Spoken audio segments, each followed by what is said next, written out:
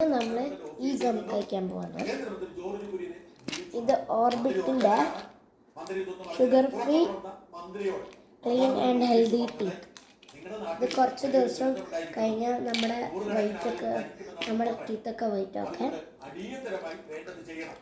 George Kurian എവിടെയാണ് സംഭവിച്ചതെന്ന് പോലും അപ്പോഴാണ് അറിയുന്നത്.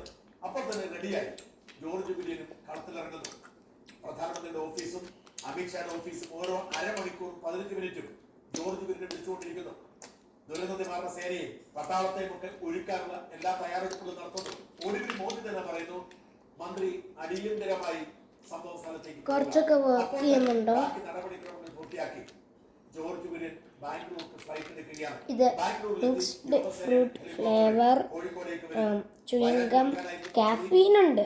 കാലാവസ്ഥ മോശമായതുകൊണ്ട് കോഴിക്കോട്ടേക്ക് വരുന്നു. പ്രധാനമന്ത്രിയുടെ ഓഫീസ് ഒരുക്കിയതോടെ കോഴിക്കോട് കേന്ദ്രമന്ത്രിയെ സ്വീകരിക്കാൻ വൈകുന്നേരത്തോടെ ദുരന്ത സ്ഥലത്തെത്തുന്നു മന്ത്രി ജോർജ് കുര്യൻ. അന്ന് തന്നെ കളക്ടർ അടക്കം ദുരന്ത നിവാരണവുമായി ബന്ധപ്പെട്ട ഉദ്യോഗസ്ഥരുടെ മീറ്റിംഗ് വിളിക്കുന്നു. എന്തൊക്കെ പോരായ്മകളാണ് ഉള്ളത്, എന്തൊക്കെ സഹായമാണ് കേന്ദ്രം ചെയ്യണം ചോദിക്കുന്നു. അവർ പറഞ്ഞതൊക്കെ ഓഫീസ് വഴി രാത്രി 12 മണിയോടെ ദുരിതാശ്വാസ ക്യാമ്പുകൾ സന്ദർശിക്കുന്നു. എന്തെങ്കിലും സഹായങ്ങൾ വേണമെങ്കിൽ അതിനുള്ള ഉത്തരവുകൾ കൊടുക്കുന്നു.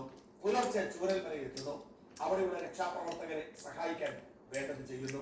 അന്ന് തന്നെ ഒരു വിധത്തിൽ അക്കരെ കിടക്കുന്നു. അപ്പോഴാണ് ഞാൻ പറഞ്ഞത് കേരളത്തിലെ ചാനലുകൾക്ക് പോലും കൂടെ പോകാൻ ചൂരൽമലയിലും ചുറ്റിക്കറങ്ങി നടന്ന് എല്ലാ സൗകര്യങ്ങളും ഒരുക്കി കൊടുക്കുന്നു. എന്തൊക്കെ വേണോ അതൊക്കെ ചെയ്യുന്നു. സേനയെ ഏകോപിപ്പിക്കുന്നു.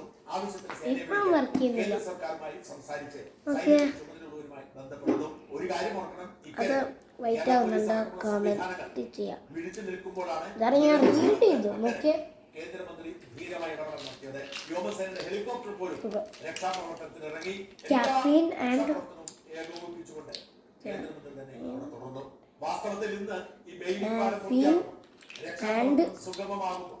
പലരും അവകാശപ്പെടുന്നു ഈ ഒരു ആവശ്യം ഉന്നയിച്ചതും ആഭ്യന്തരമന്ത്രിയുടെ പ്രധാനമന്ത്രിയുടെ ഓഫീസ് വഴി സൈന്യത്തെ ചുമതലപ്പെടുത്തി